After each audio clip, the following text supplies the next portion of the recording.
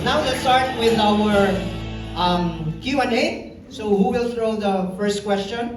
I've heard that you went to the market early this morning, and I would like to ask you, how was your experience?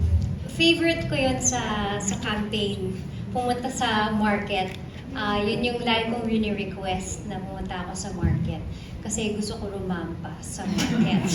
Pero totoo, favorite ko talaga siya kasi hindi ako masyado nakakapunta sa market kasi kaya nakikita ko yun. Actually, kanina nakita ko may nagdadala ng, ano ba yun, kamyas. Laki ng supot niya ng kamyas. Napabili ako ng sweet corn, ganyan.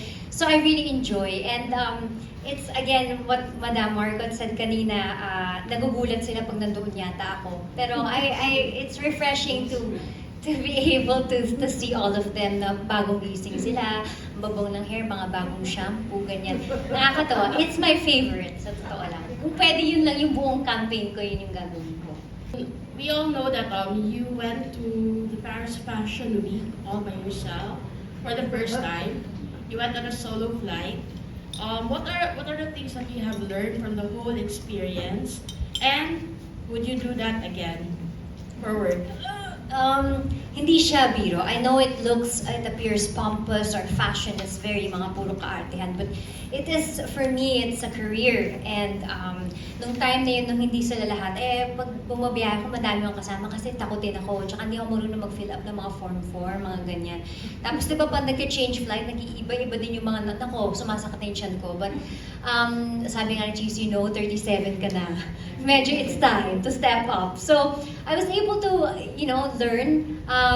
Mukha kong tanga ngayon ako nakaluto ng sunny side up. Natuto ako.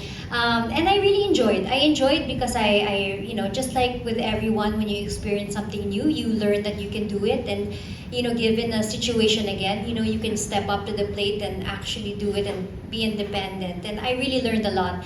And if there's anything that I really appreciate is the Pinoys everywhere. So yung driver ko na nandun, matagal na siya yung nagdadrive sa akin. Diyos ko, lahat siya tinulungan, pati yung videographer yun na taga Milan, pati buhok ko, tinulungan na ako. So, it was a fun experience. If I were to do it again, the answer is no. Siguro kung talagang walang choice, alam kong kaya ko. Kasi, Diyos ko, ang hirap talaga. Bakit po, finally when you joined, bakit po sa Cebu, and will we expect to see you out in other places? Plus, kami po ngayon si Governor. Si Chiz, sobrang busy kasi noon pero okay lang kasi busy din ako. So, quits lang kami. Cebu, I love Cebu. Actually, pag nagka-campaign ako, medyo surprised din siya sa akin kung saan ako pupunta. But when I found out I was going to Cebu, I always, I love Cebu kasi nung very active ako mag-mall show, ganyan, kumakanta ako ng mga Britney Spears, dun sa harapan ng Gaisano, nung bata ako. So I've always had really nice memories. And Cebu is, I would actually go on little trips and I would see the suppliers of people who make handbags. And I love Cebu. I love lechon. Kaya naka-water cleanse ako today. Kaya tulala. But I love Cebu. It's very, very special to me. It's actually one of my favorites. So I'm so happy to be here. But I'm also very sad kasi ang bilis. Usually pag pwede mag-overnight pero wala. Ganun lang. Hindi ako makakapunta sa Bonnie Ace. Favorite ko si Bonnie Ace. Si Mang Ramir. So, Senator Chiz, Governor Chiz was named one of the top performing governors in the country. Second to your governor. Yeah, second to. Yes. Wow. And, may nagsasabi na sana mag-extend pa siya as governor. Anong comment mo po about this? I think Chiz would always say na give chance to others. So, tsaka nakikita ko na pagod talaga rin siya doon. But I'm very, very proud of him that he has done so much, like the difference sa Sorsogon, yung mga infrastructure, yung mga hospitals, yung lahat, by promoting Sorsogon. But I think, it's time for him also to, again, make way for other people to also excel as governor. Consistent parati si Senator Chiz sa mga surveys. Sabi nila kahit hindi na daw mga panya, sigurado daw panalo. So anong comment niyo dito?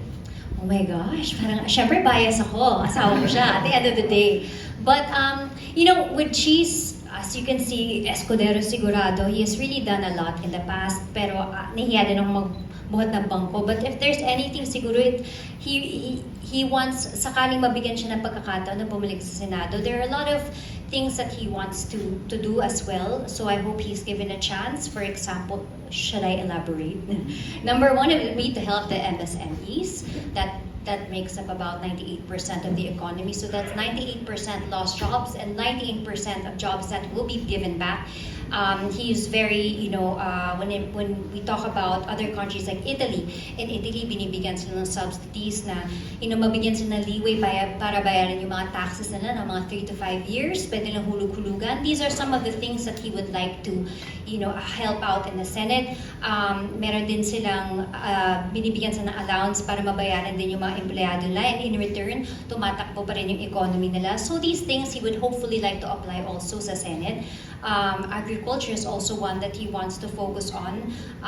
If I'm not mistaken, my father-in-law, I never met him, but noong 80s, he was Minister of Agriculture, and it was 1.3 hectares of land na irrigated at that time. And we were actually number 1, kasabayan natin yung Thailand. And now they're number 1 in exporting, and we're number 1 in importing, which is very sad.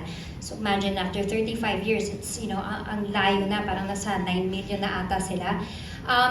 And also na mabigyan din sila ng budget is something that he wants to advocate kasi the agriculture is sa ibang bansa, ang lalaki ng kinikita ng agriculture, and a big percentage of our magsasaka, mga farmers natin, nasa 50s na.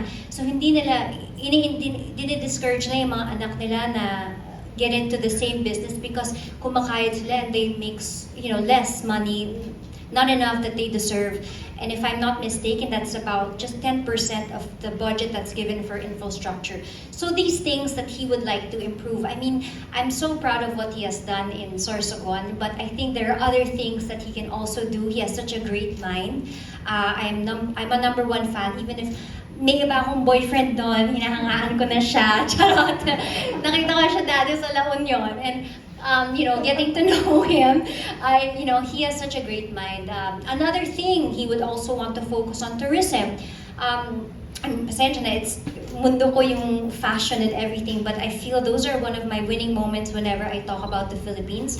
And he also wants to really, promote na mabuksan na finally ang Philippines kasi yung mga ibang bansa kailangan pa ng visa para pumunta. It would really help the economy. So there's other things that I feel, greater things that he can also do as a Senate. So hopefully he's given a chance.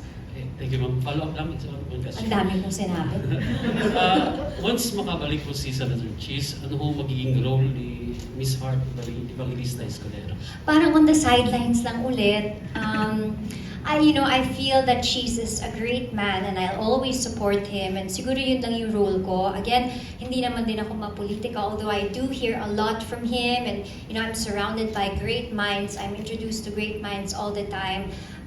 So I'll just support him the way that he supports me. Tsaka okay lang din yun na busy siya para pwede din ako maging busy. Kung di, weird ang pag-travel. Thank you, ma'am. Hi, Miss Hart. Hello. Good morning. Good morning. You're so beautiful. Siyempre, ito ka village. Ang nagka-camera, makeup, hair, lahat. Nandito silang lahat. For example, if you don't know Governor Chiz or not your husband, Yes. so how do you endorse Gov. Chiz as a senator? What's the quality of Governor Chiz as a family man and as a husband? Ang hirap ng tanong because I'm so biased. But first and You don't foremost, know. You don't know. if ever I don't know him, which noong 2007, I didn't know him personally. And I remember I saw him at an event and he spoke so well. And it's really refreshing to find somebody that really knows what he's saying, and when you do research about him, you know that he has done so much in the past. I think that's something that we should also practice. We don't just look at the ads or what's in front of us, but we should be responsible enough to really research. So I did research about him, but I found out he was married. So we at end of the road again. But eventually, he became my husband. And of course, seeing the difference, I realized that he is so much more than, of course, what I thought he would be. But as a politician, I think, hands down, he's really something else. He's a rare gem. why would Cebuanos vote for Chiz? And ano ang ma-expect mo Cebuanos if ever mahalag siya ulit sa Senado? I guess like what I said earlier, she's Escudero, sigurado. He has such a great background of his achievements. Not really the type for him to isa-isa niya. And I'm also not really the type na magbuhat ng bangko. But I think during his time and now, alam ng tao na marami na siyang nagawa. And you know that he will get the job done. And so I feel that people are confident about Chiz, and I'm very, very proud of him kasi he's doing so well because nga sa pangalan niya.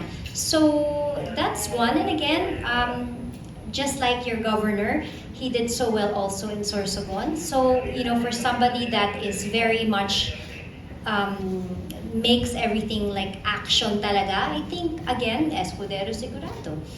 Senator Chiz is with guest candidate siya sa iba't ibang parties. Hanggang ngayon wala pa siyang inendorso na kandidato pagka-presidente. Sa pag-uusap niyo ma'am, may nabulong ba siya kung sino yung inendorso niya? Actually, sa totoo lang, being with Chiz, it's the same. We feel the same. We have met all of them personally, and they're all really great people. You have Senator Manny, Senator Ping, who's anti-corruption.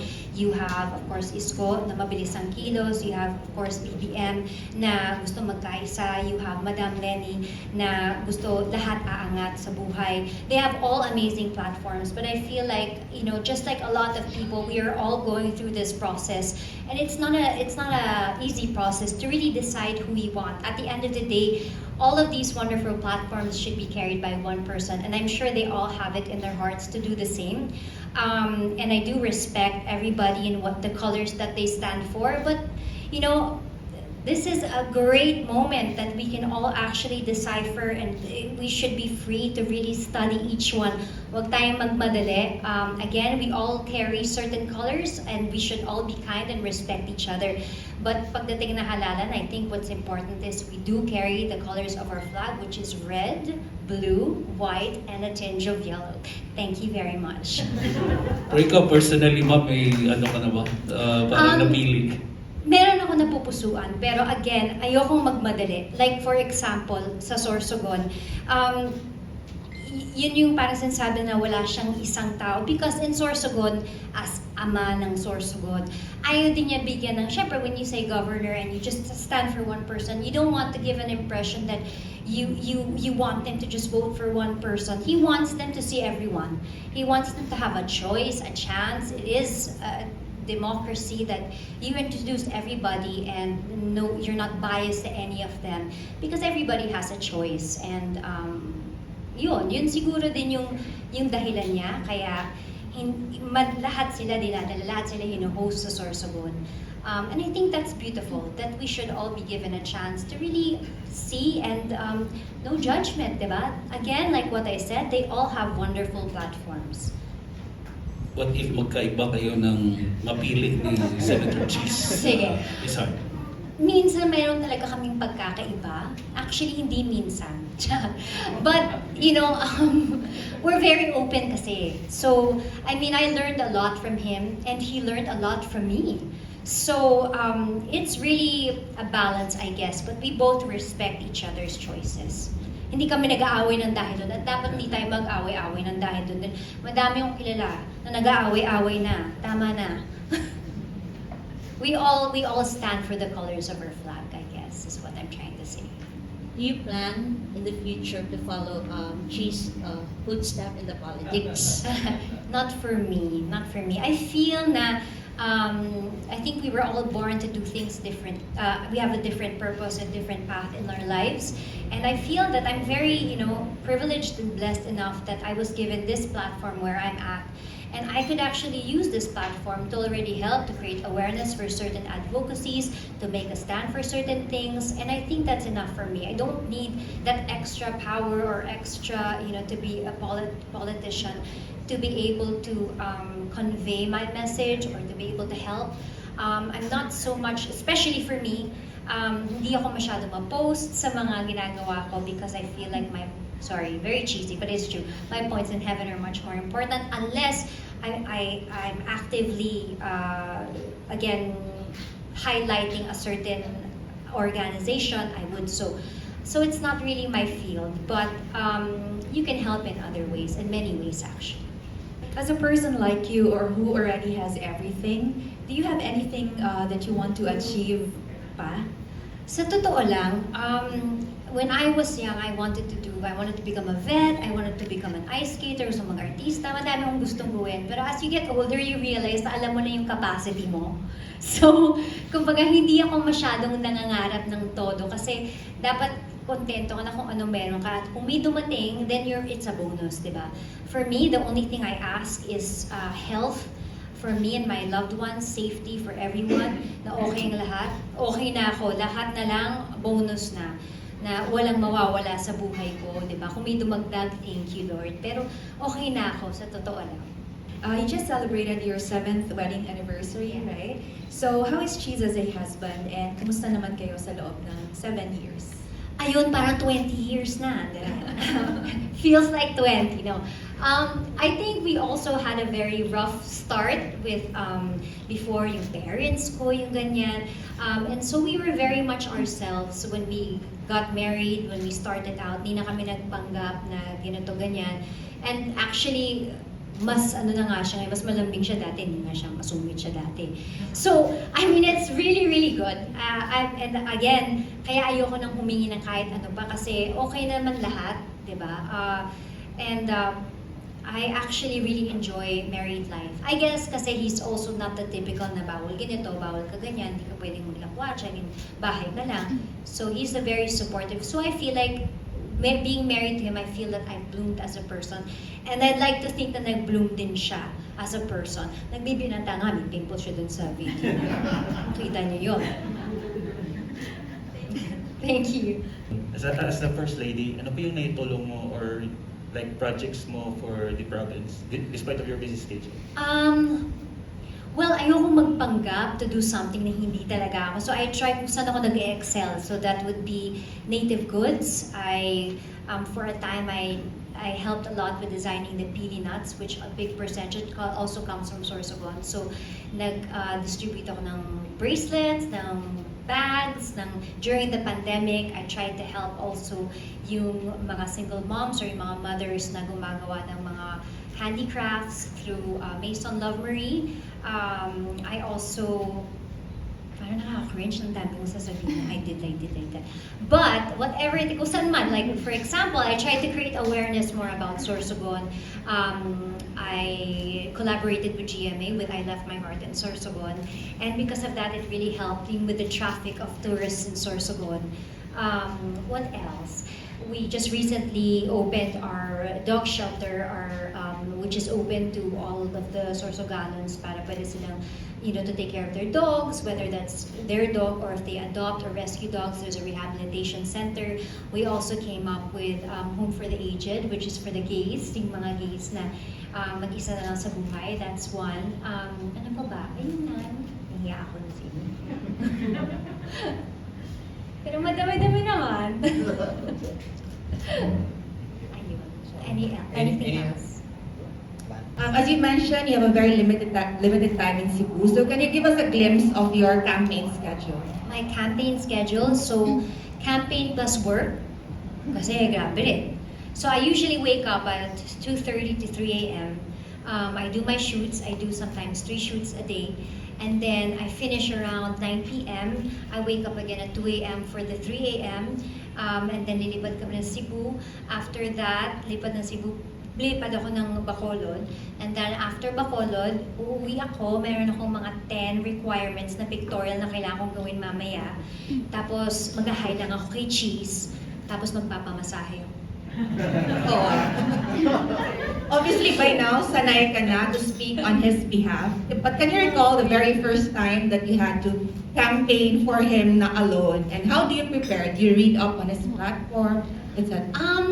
I try to make it as organic and as natural as possible. I think the more authentic you are, whether that's when it comes to politics or for yourself or your Instagram, the more real you are, the more people appreciate it. So even if I get bashed for, I don't know, wearing heels or, I try to be really myself. Because this is who I am. About regarding what Chiz has done, I think it's just being around him. I'm not oblivious naman of what he does. I do appreciate his hard work, and I do, from time to time, look at what he does. Ang daming mga papel-papel, nakikibasa ako ganyan. So may kwentuhan kami sa bahay. But in the house, we don't talk much about politics. Mostly showbiz. But yeah, I guess subconsciously, I know what he does. I don't research as much, but firsthand I do see his hard work. You do live with him, so no need to... Yes, exactly. So alam ko lahat. Pero hindi lahat kasi minsan like kagabi nasa usap na naman siya. So, why, what happened? Hindi, kaya ko pa. So he doesn't really say everything. Okay, what do you think of your fellow celebrities who take it against their fellow celebrities because of their political stance? I think it's very, very sad that people take it. I mean, I understand, and I think we should use that passion because we love our country so much to actually make a difference. But I think people should bear in mind that, every 3 years is the only chance that we can actually all be equal, no matter where you come from, no matter what you do, that we can actually make a difference and vote. And I think people should respect each other because we all have our personal problems. We all have our personal views, and we all have like a tailor-fit, I guess, candidate that we feel like will best represent what we're going through. So, iba-iba tayong pinagdadaan. So, we should respect that. Again, like what I mentioned earlier, no matter what color they are, I think during election time, again, it's very important that we remember the colors of our flag, which is very important. And we should forgive each other because I guess at the end of the day, we are all just equally passionate about our country. So, it's a good thing, but we can kind of keep it at the good side. Thank you. So you're basically a melting pot of beauty, talent, and you're also a style icon. And it also happens that you break social conventions after social conventions. So my question is, what's your message for those who look up to you, Miss Hart, especially to young artists? Again, like what I said a while ago, everything is about authenticity. It's about being yourself, embracing your flaws, and embracing the good stuff.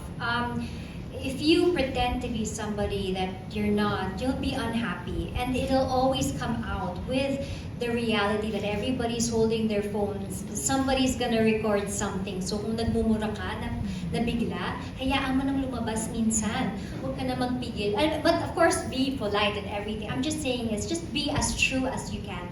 Because people will appreciate you more for that.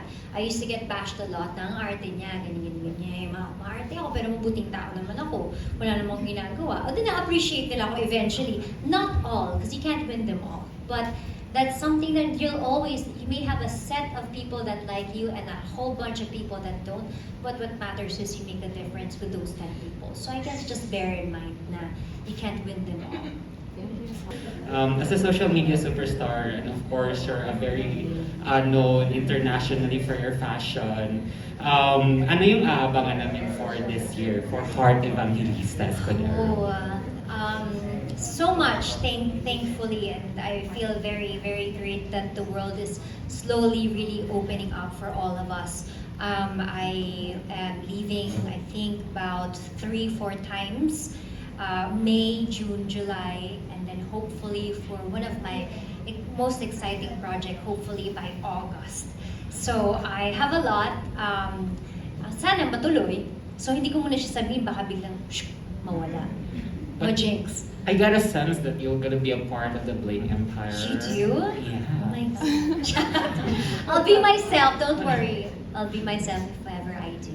But yeah, muntik pa akong maano. Chico. Masyado akong open.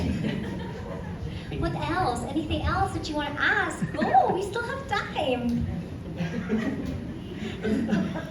Hindi na-starstruck talaga ako. Anything else? Anything else? Yes. I think you were recently tagged as the Boodle Queen because most of the things that you feature in your vlogs get sold out. does it ever have any pressure on your part? Whatever you're going to show your vlogs, it should be like it should be perfect and all. And does this mean that you're going to bring in more votes for Chiz? Oh my gosh. Because of the influence? Actually, I don't know if there's any connection. I'm just here as his wife. Honestly, hindi ko alam kung may connection ba yun. Kung ano, medyo dun sa part na oblivious ako.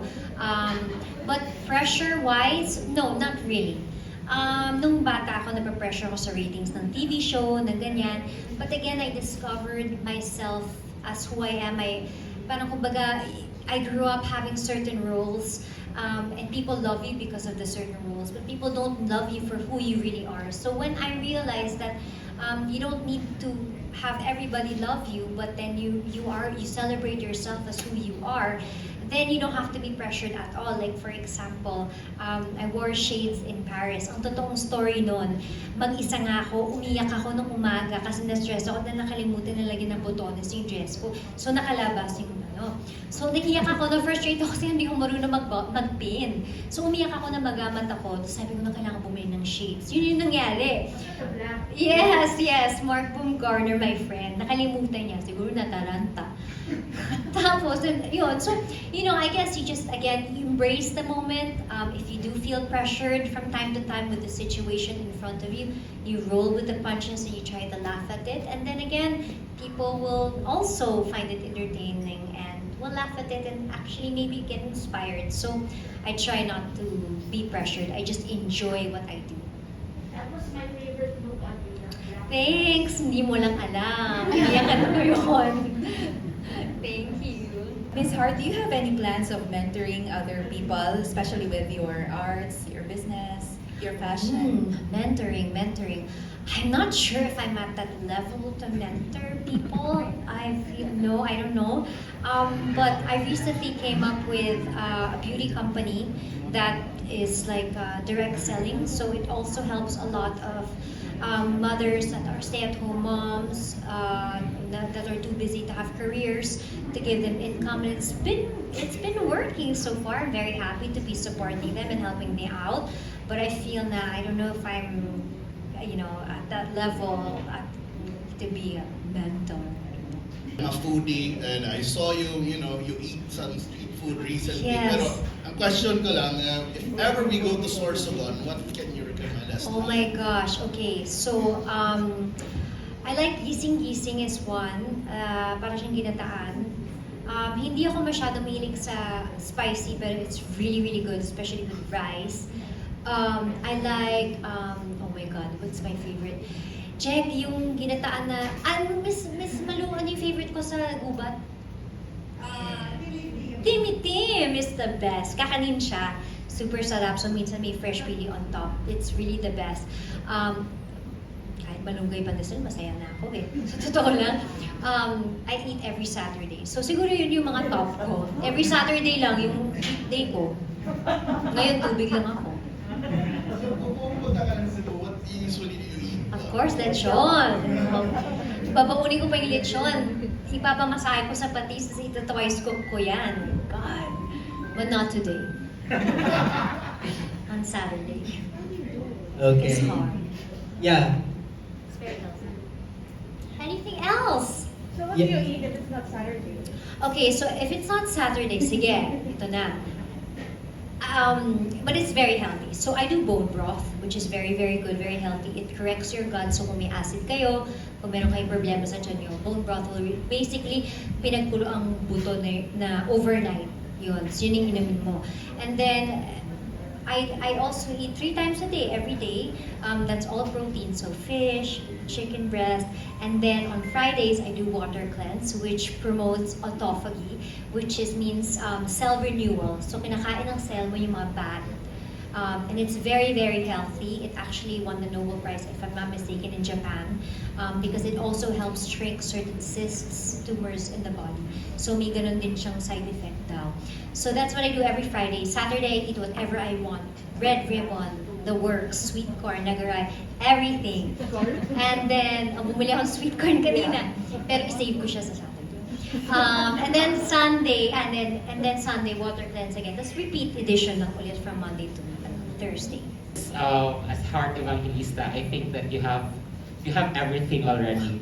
You have a wonderful husband, you have kids, you have, of course, the fashion, and your beauty skincare line, if I am not mistaken. So, ano ba yung gustong gawin ni Heart Evangelista? Hindi ko rin alam eh. Na-overwhelmed din ako minsan. Ano bang gusto kong gawin?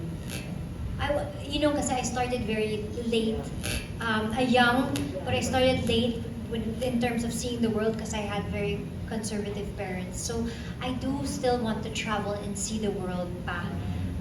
Hindi ko kasi talaga nagawa yun. So naghahabol ako bago sakaling mabuntis ako kung darating ba siya, Lord. It's up to you na at this point.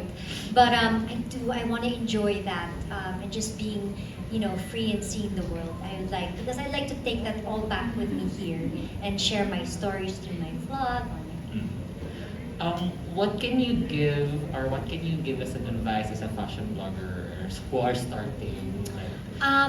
You don't have. I know it's. You might feel like it's contrary to what you see, but I really do believe in high end, low end. You don't have to spend so much just to get the look. I love secondhand items. I go to vintage shops. In short, ukay. And it's all about expressing your individuality, which makes you original, which will set you apart, it'll make you unique. So I guess it's necessity breeds creativity, and that's how the light bulb was born, right? So I feel that you don't need to be afraid na kailangan madami kong pera to look great. It's all about confidence and about believing yourself, which will eventually come out with whatever you put on. Wow, perfect. Thank you so much. Candidate number 1, very well said. Next question. Okay.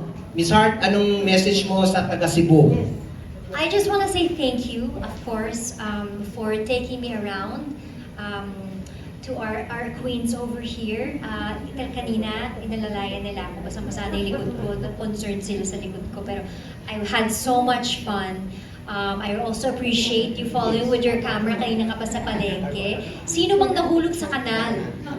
Nahulog sa kanal! Nahulog yung paa niya sa kanal. Fresh na fresh yung kanal. So thank you so much for taking care of us and for everyone for showing up. I really appreciate. Thank you for your questions and for your extra questions. I really enjoy seeing you guys in person. This is it's a treat for me to be here in Cebu. I hope you enjoy your food. Kumain pa kayo all you want.